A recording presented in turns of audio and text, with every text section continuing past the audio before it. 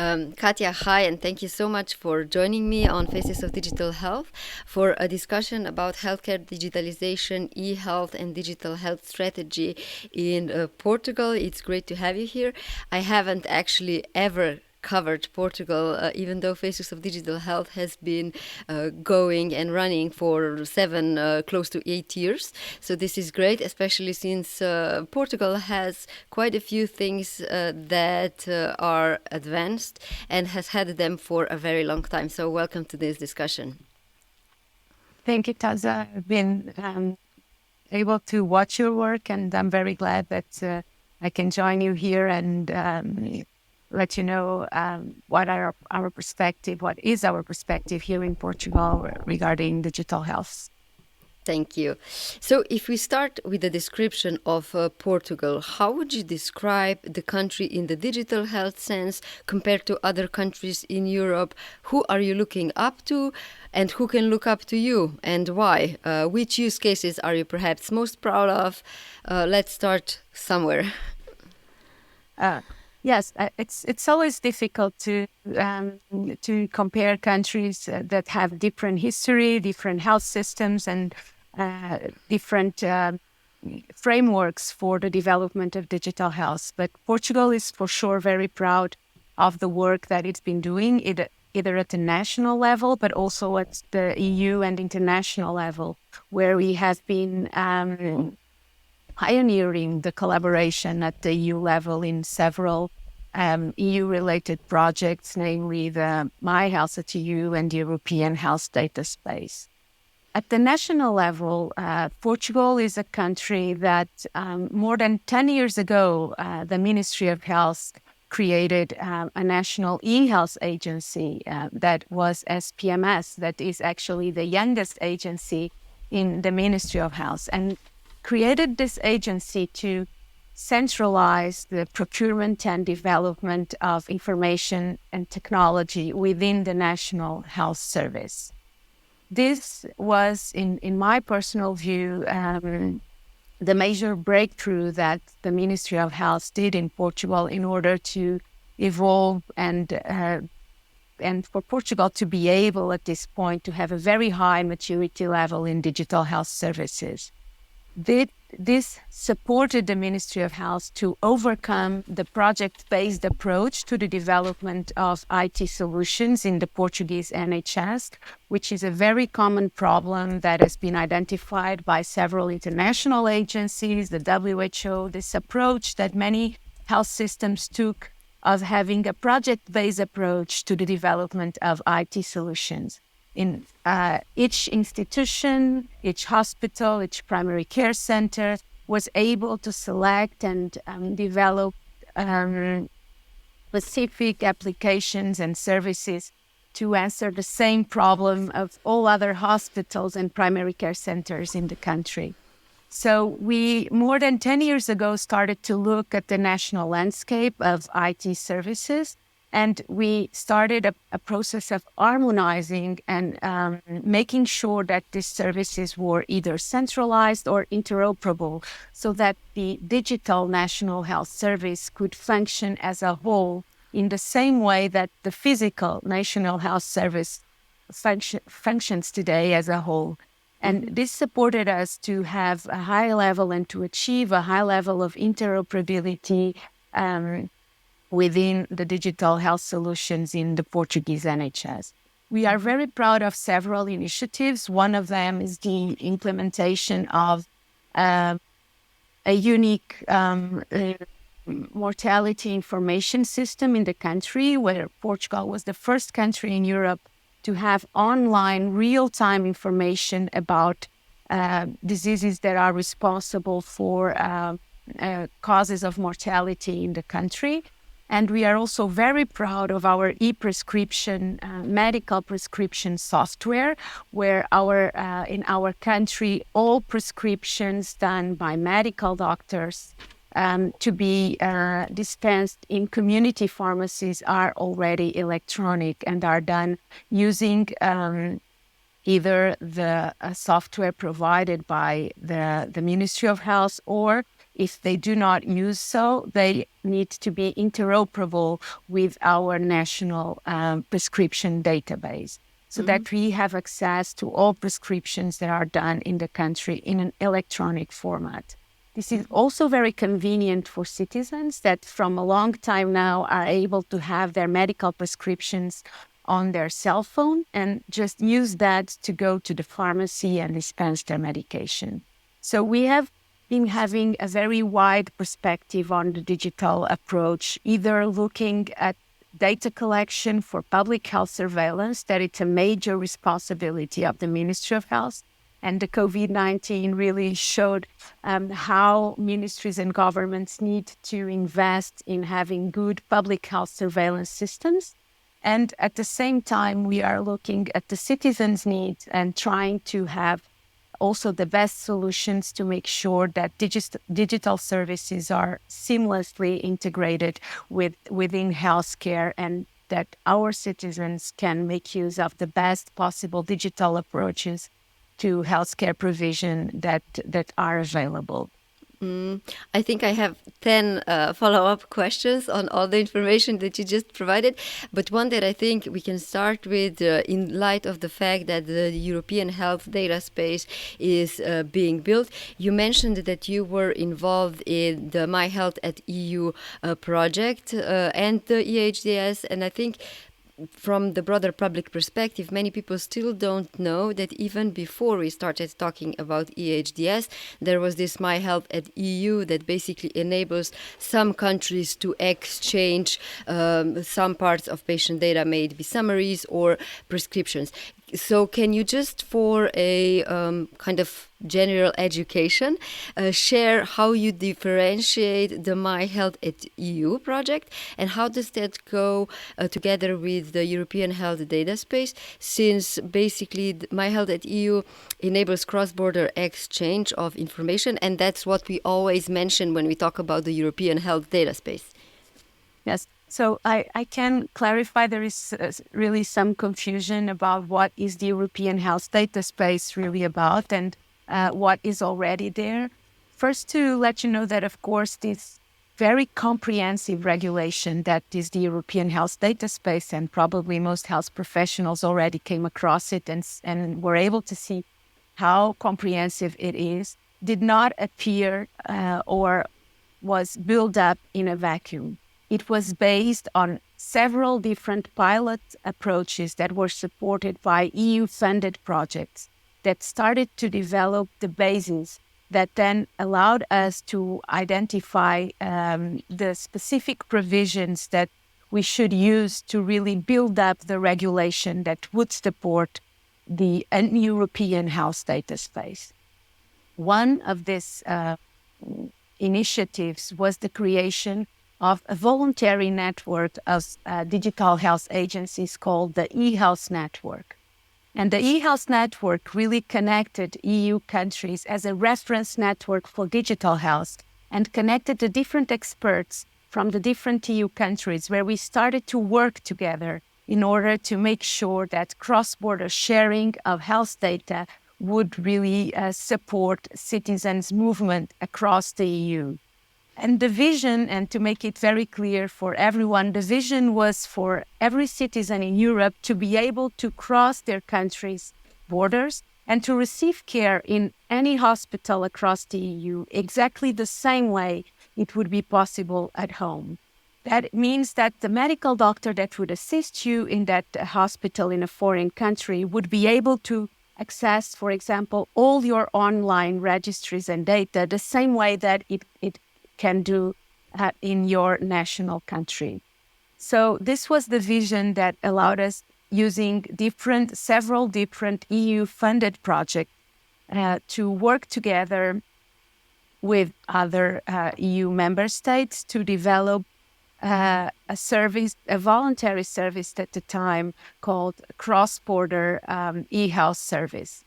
And then this service evolved and became to be called MyHealth EU, and is one of the fundamental pillars of the European health data space. This infrastructure that it's called MyHealth EU, and that allows citizens to have their data available whenever they go to a foreign hospital within the EU, and at the same time allows them to have a medical prescription and to retrieve the medication in a pharmacy in a different country.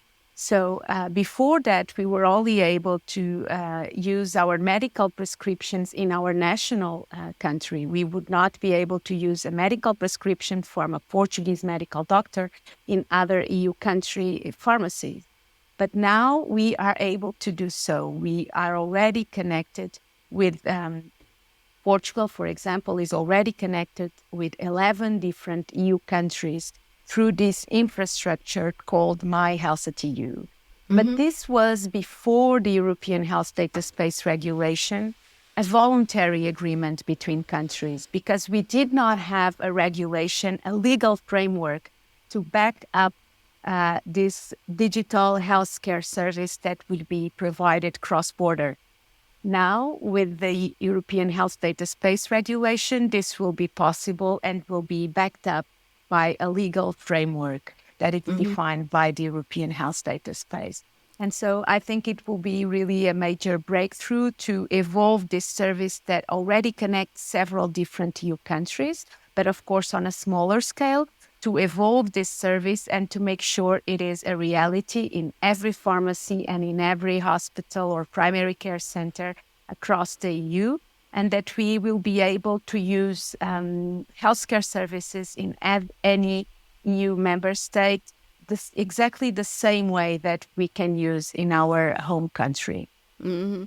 Thank you for that clarification. I think it's really, really important because when we talk about the great vision of the European health data space, it's not difficult to understand the vision, but with strategies, it's always not about what you want to achieve, but how you plan to get there. And as you alluded to, this has been already a long path. But maybe just before we move forward, I would still like to learn a little bit more if there's anything you can share around how, these individual connections were built between countries, because you mentioned that the connections are voluntary. You were connected with 11 countries. There's many, many more countries in Europe. So how did you see that development?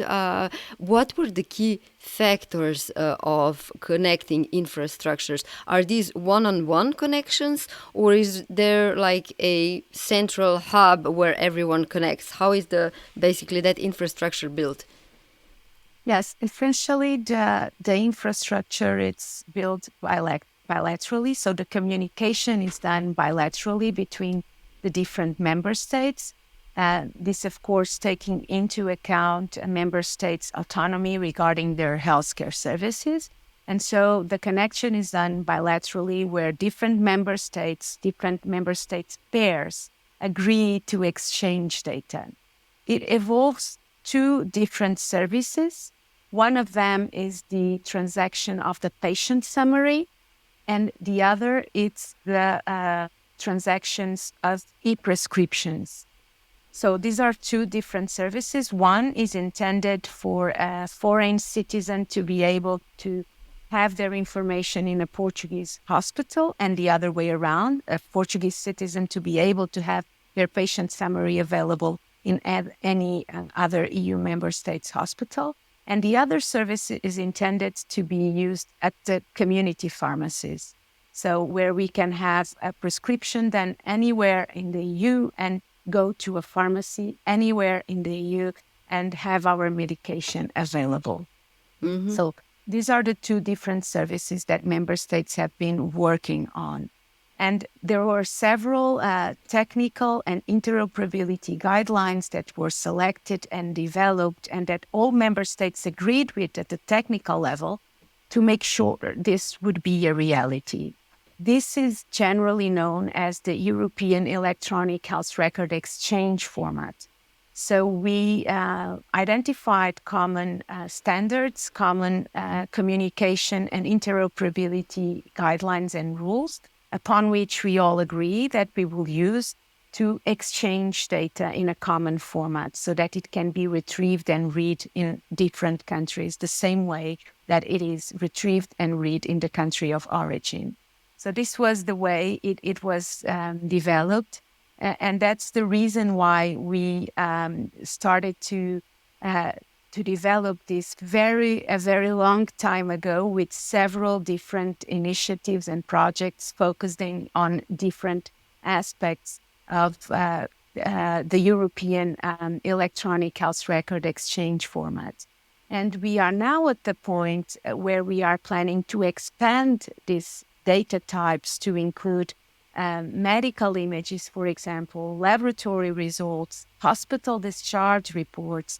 So we are already evolving to make sure that when we have the legal framework of the European health data space, there will be already available standards and technical guidelines that will support the technical development of this data exchange to make sure it's faster and can be done in a seamless way and really prove value to our citizens. A lot of work before we can actually see the results. It always reminds me, of that a quote. I think it's from Jeff Bezos, that every overnight success is 10 years in the making. So a lot of things are already happening, and then at one point it might seem that everything is working from out of thin air or something. That's completely right, and it's completely at the point regarding the development of the European health data space, that it will probably look like that's something that was started after the publication of the regulation, but it was really started long ago. Yeah. We talked a lot about electronic prescriptions and cross-border care, and since Portugal has had electronic prescriptions for over 10 years, I would like to ask you a little bit about that as well. So can you maybe talk a bit about the approach that you took? You mentioned that patients can get their prescription on their phones and go to any pharmacy that they want. We see that across Europe, Europe, it's not the European Union, but for example, in the UK, the approach that they're taking, the NHS is taking with the electronic prescription service, is that the doctor nominates which pharmacy the patient will go to. And I just find that very interesting because, different countries really take different approaches. In some cases, you can go to any pharmacy that you want. I know that in Slovenia, that development was gradual. In the beginning, when you went to one pharmacy, you always had to go to that pharmacy if you had a repeat prescription. Now they also kind of updated that in a way that you can go to any pharmacy regarding of the type of the prescription that you have. So how did Portugal go about that? And can you tell us a little bit more about the thing that the patient has? Is it like a QR code? Is it a message? How does that work? Yes, in Portugal, citizens can go to any pharmacy to have their medication dispensed in the community pharmacy, except if there is some special case for some special medicine. But in the general medical practice, citizens can use their prescriptions in a pharmacy of their choice. And it's up to them to select the most adequate pharmacy or the ones that they simply want to choose to have to buy their medication. So this means that going back to your question regarding the way that our citizens can have their prescription available, they will receive it in 3 different ways. They will receive it in their email. So whenever a medical doctor issues a prescription, a medicine's prescription, you will have it in your email, in your cell phone, in the messages of your cell phone, and also in our national NHS apps. So you can use either one of these 3 digital formats to show the dispensation codes in the pharmacy, so that the pharmacist can retrieve your prescription online using their own software based on the codes that you provide them. Mm-hmm. So you can use 3 different ways. You can use a PDF document that you receive in your email. You can even print it out if that's something that it's more suitable. You can use codes that you receive as an SMS in your cell phone, or you can use your prescription that it's available on your personal area in your mobile app. More options, so one of them for sure works. No, generally, the most used option is the one where you use an SMS code that it's sent to you in your cell phone. But there are other options, and citizens can use them either to review the full prescription and so on. But it's the only way to have your medication dispensed in a community pharmacy at the moment. Only in, I would say, very exceptional situations that would it be possible to retrieve it in any other way. But it's actually more convenient for citizens because you can see the information regarding your prescription, the different types of options that you have, and it's up to you to select the best option.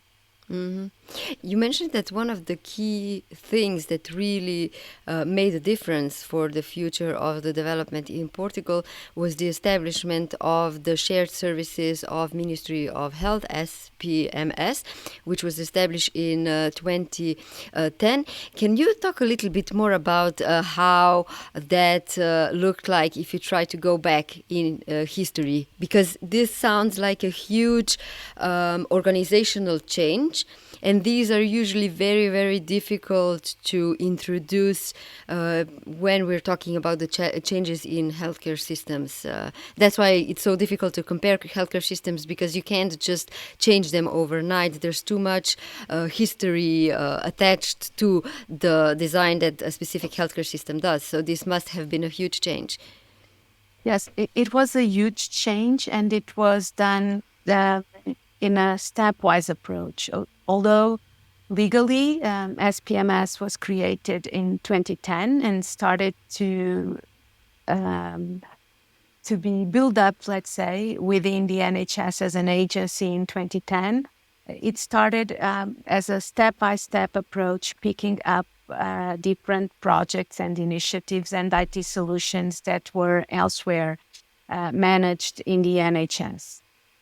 So I do remember how several services and even human resources coming from other agencies were concentrated within SPMS to make sure that we have an agency full of departments doing all of them doing the same way, managing ICT solutions for the NHS that otherwise were being managed in different institutions across the NHS. In other national agencies, in hospitals, in regional health administrations. All of them were able to really manage and develop their own systems at the time. And when SPMS was created, the Ministry of Health started to centralize the management and development of all different software applications available in the NHS. So it was done in a stepwise approach where each year, additional ICT solutions were coming from different agencies within the NHS to SPMS, to start to be managed at SPMS. But essentially, even I was working in another agency in the Ministry of Health at the time, and I was able to see the benefits of this centralization. I was already working with information systems that were managed in the institution I was working at the time, and then they came to SPMS, and I immediately started to realize the added value of the interoperability gains that came with the fact that we have a central agency responsible for managing all ICT solutions and being able to select the best way to answer a new digital service need. That is not most times, especially when we already have a lot of different ICT solutions, to develop a new one. It's to build upon what already exists and be able to develop the service, to not make it duplication for doctors, to have to put data in several different ICT solutions, to have then scattered data managed and stored in different places that the citizen cannot retrieve when they move from one provider to another. So I immediately was able, very few years after the creation of SPMS, to realize and to see the benefits of having a central agency within the Ministry of Health to start to have a governance approach to digital within the healthcare system. I'm going to refer to the UK again because there and probably elsewhere as well, this shift in the mindset happened where the need for consolidation was recognized. So only a few years ago, the NHS had over 200 commissioning groups that were deciding on funding for over 200 NHS trusts. And you can imagine how fragmented that system became until they finally said, okay, let's just go to 42 integrated care systems that are going to decide what's going to happen for a specific region in terms of procurement. And then you also have further consolidations in things like projects such as One London that takes care of 10 million people and has 5 integrated care systems, 1,400 GP practices, 42 NHS trusts to have like a common strategy for how to connect the data for the population. So I guess it's an interesting trend. But speaking of centralization in Portugal, so the SPMS, can you talk a bit about what are the roles that it plays? If I'm not mistaken, it doesn't just set the guideline. You also sit on top of IT projects. So what is actually developed in-house? What's taken from the industry? How does that collaboration look like? Yes. SPMS, there are different approaches across the EU, as you were saying. In our case, we are not only the regulator, we are at the same time responsible for the development and maintenance of ICT solutions within the NHS. Even if we use external contracts to perform our role, but the ultimate responsible for the development and maintenance of the ICT solutions is really SPMS. So this is a different approach from other EU countries where the central agency is only the regulator. So we have these two sides. We have this for harmonizing role within the governance approach to digital health within the NHS. And at the same time, we actually develop and maintain several of the ICT solutions and the most relevant ones that are used by the Portuguese NHS. Of course, this is a challenge, but it was a specific objective of the Ministry of Health at the time to be the owner of the software applications, the central software applications that were used in the Portuguese NHS, to make sure we were able to make our decisions in the complete use, let's say, of the possibilities that are there for ICT development without being constrained by commercial interests or any other interests that may interfere with the government decision on how to evolve ICT solutions. That is the reason why we are not only a regulator, but we are essentially a house responsible for development and management of ICT solutions. Mm-hmm. And I can totally see why that makes sense, especially from the public funding perspective. You know, you can control costs a little bit better through that approach. You're not that attached to the changes in business models and pricing that software providers might have.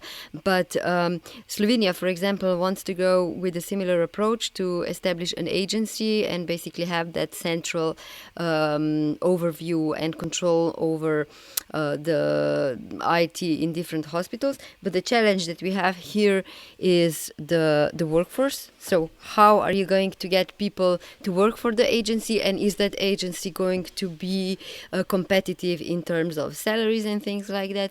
How did you solve that? And I also am wondering, when SPMS was established, I would imagine that the software companies would be the loudest ones in saying that this is not going to work, that this is not the right approach, because, I don't know, you can't stay on top of trends the way the industry can, or I don't know what other arguments there could be. Mhm. Yes, there were several, I remember, discussions at the time when this approach was taken by the Ministry of Health. It was a long time ago already. Of course, there are challenges related to human resources, but SPMS was established with a legal framework of a public enterprise. So this allows us to be more competitive than a strictly public institute to make sure we are able to manage human resources and services and the provision of services done by private sector in a much more flexible way to answer, of course, the challenges and the needs of ICT development and maintenance. This means that we still collaborate with the private sector by contracting services, but we decided in Portugal that we would be the owners and in charge of our main ICT solutions. And this has been possible, of course, with challenges, but the fact is that we are running and developing ICT solutions for the NHS for 15 years now. And this has been possible. This does not mean, of course, that a long time we may change the way we do things, or we may accommodate different ways of contracting the private sector for the development and deployment of ICT solutions within the NHS. But I would say that making sure that we are really the owners and the responsibles for central ICT applications, it's a core part of making sure that we have the best value for money when we are investing in digital health, at least from our experience in Portugal and in our national context. But I do know the challenges, and we have had an exchange visit with Slovenia, and we were able to really discuss that with them. And I really remember discussing the human resources part.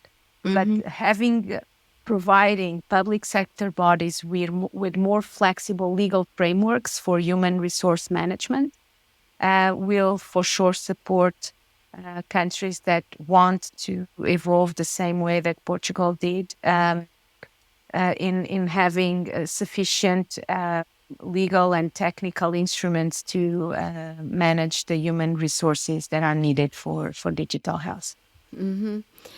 One very open question about your opinion of what impact do you think the size of the country had in enabling you to go in this approach? Because based on my observations, the smaller the country, the easiest it is. The less decentralization that you have, the less opinions, it just makes things easier. So I think we don't really talk often enough that Estonia has 1.3 million people. So that definitely, to me, is an important factor when we talk about how successful they are in their digitalization. Portugal has 10 million. That's still a lot different than, the US or the UK or Germany with many more tens of millions of people and regions and complexities. Of course, there's no one solution that fits all countries. That happens actually with healthcare systems. We do not have a single solution for healthcare provision, management, and governance. So it would be very unlikely that digital health could have a single best way to the provision of digital services that would fit all countries. Of course, being a small country, it helps you in several aspects, especially when centralization of some of the responsibilities of the government and the state is a possibility for the provision of services. And so, in that sense, smaller countries may have an advantage when it comes to having centralized solutions and opting for a centralized solution. That is not, of course, not even an option for countries that are too large to accommodate central solutions.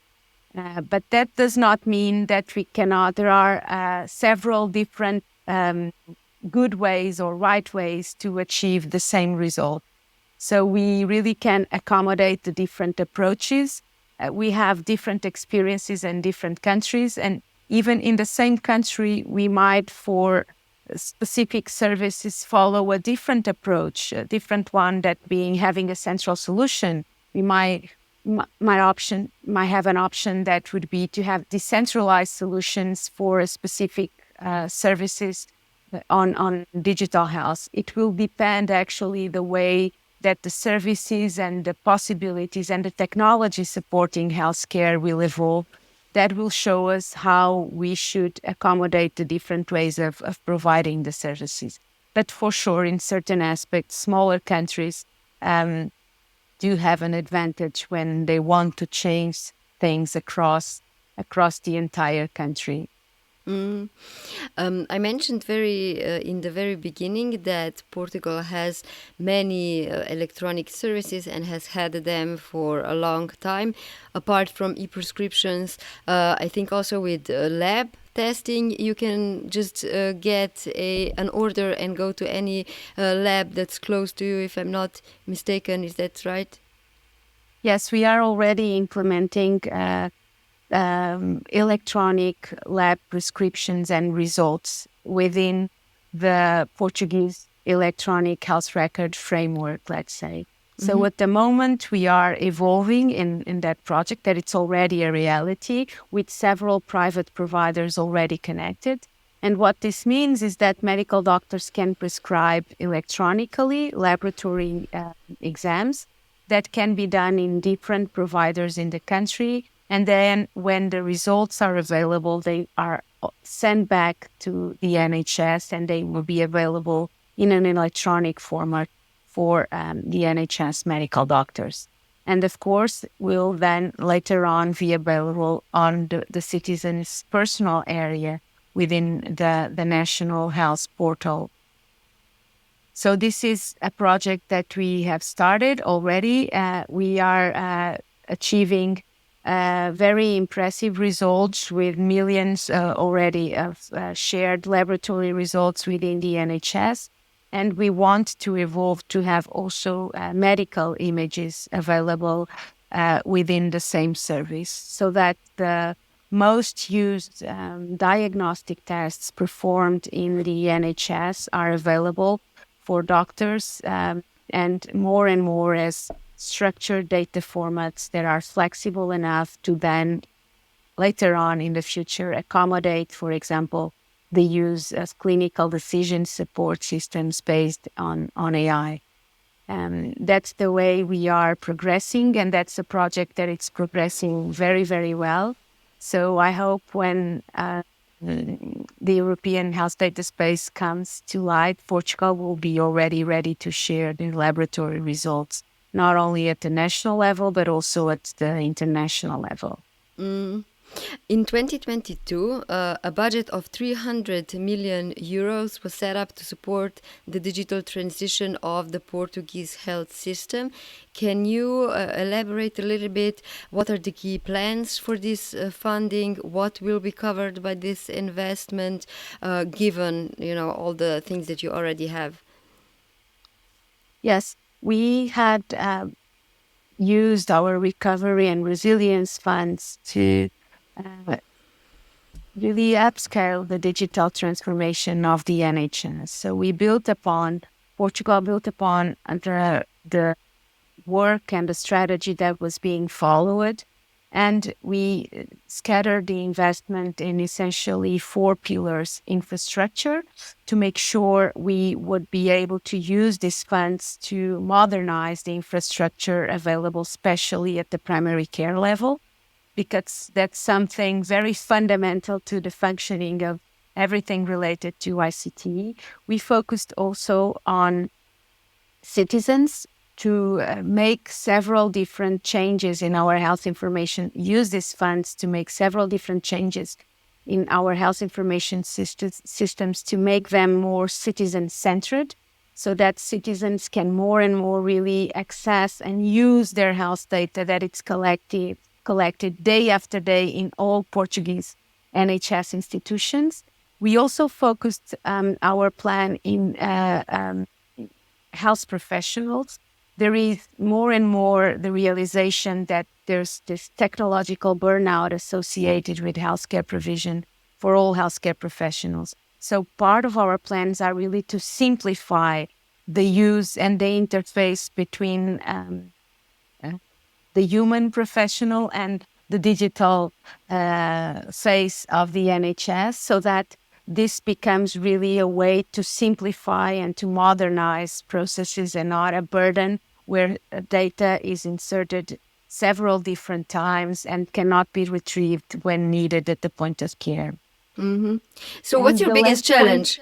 Yeah, And the last sorry. point was related to data.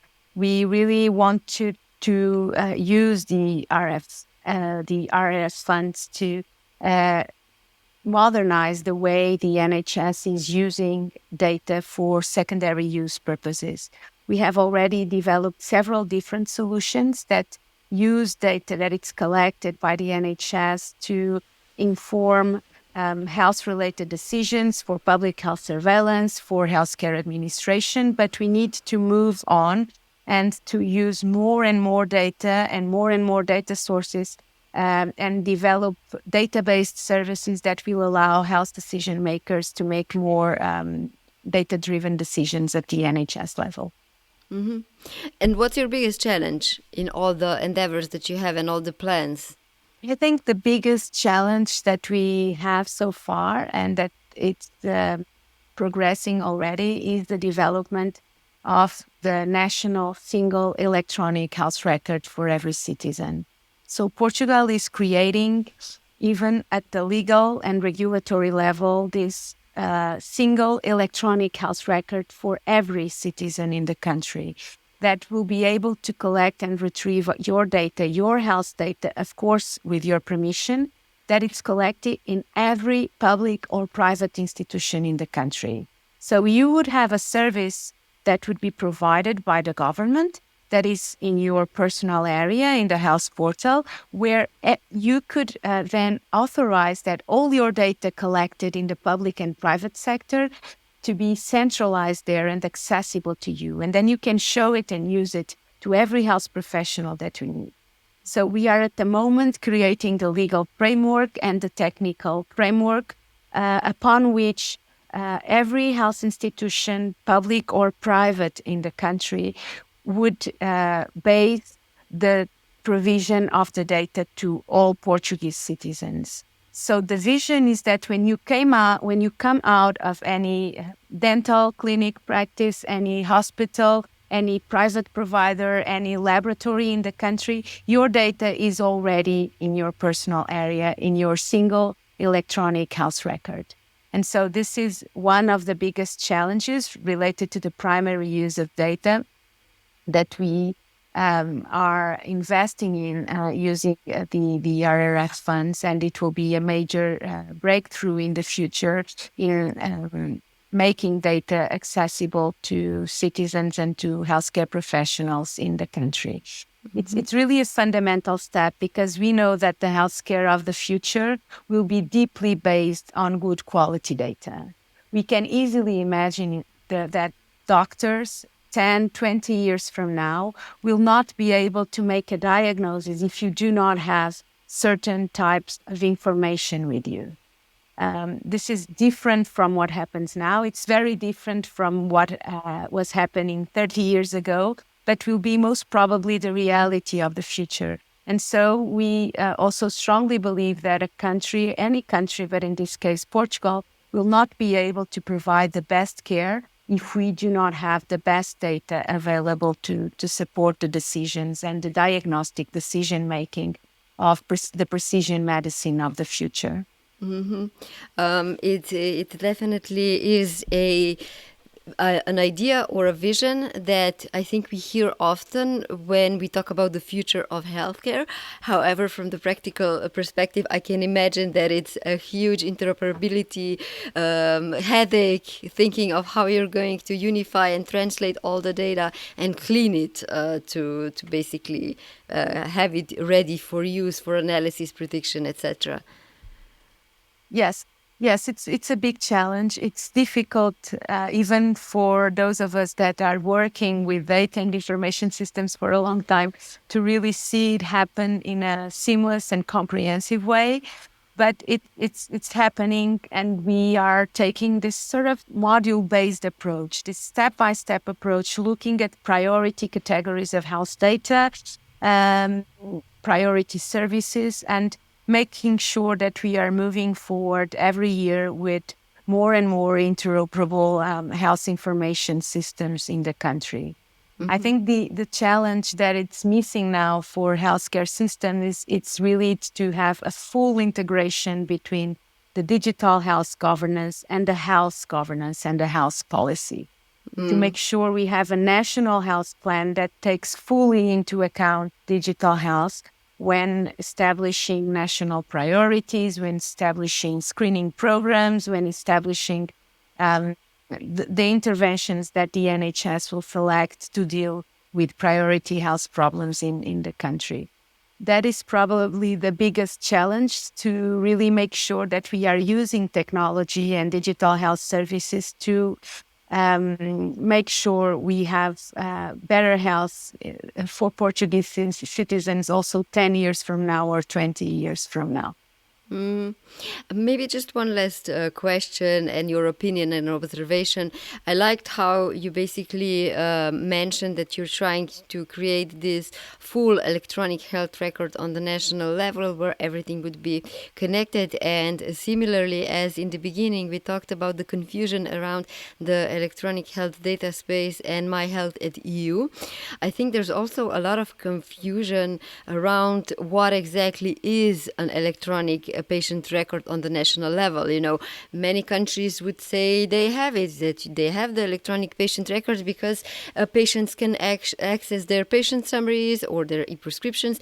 But when you really look under the hood, the situations are really, really different. Somewhere you just have PDF lab results, somewhere part of the data is structured, part of it isn't. So what's your comment around that? You know, which country, is there a country that you're really impressed by, or how do you see this confusion around what the National Electronic Patient Record even is, and what is the minimal data set that you need to call it like that? Yes, so digital health, it's in the beginning. And so the monitoring and evaluation of digital health within healthcare systems, it's also in the beginning.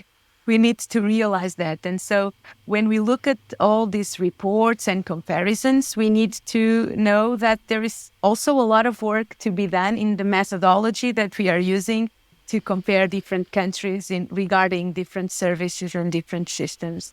So, of course, you are right. When we talk about an electronic health record, we may be talking about very different things. We may be talking about PDFs, we may be talking about structured data, we may be talking about several different data types. Sometimes only a very few data types are available to you in your record. So it's difficult to have a clear picture at the moment.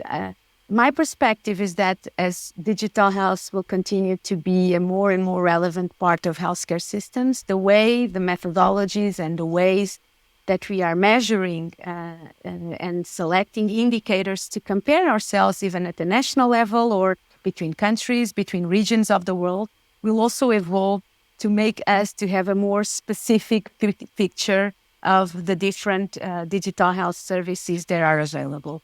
But and so that's a challenge. But independently of that, I think the vision needs to be that our electronic health record is um, a service that it's provided to us, a digital service that is provided to us, where we can access all our health-related data.